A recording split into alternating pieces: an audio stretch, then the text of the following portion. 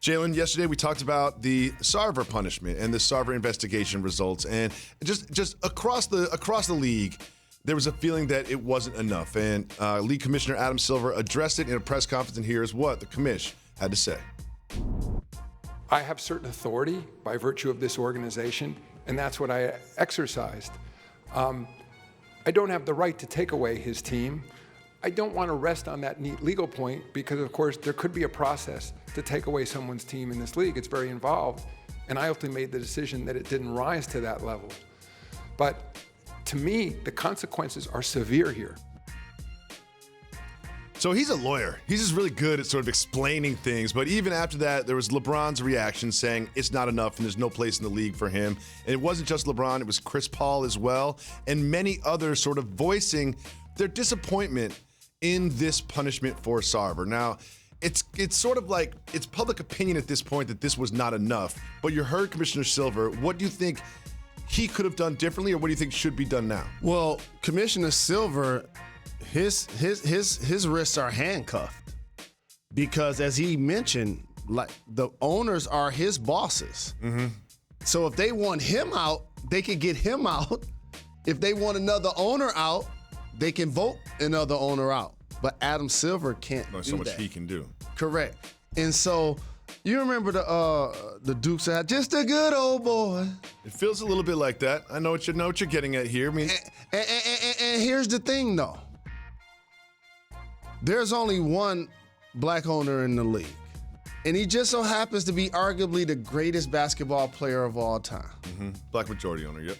And so what ends up happening in a dynamic like this, Jacoby, when you have diverse voices in the room, you get various opinion.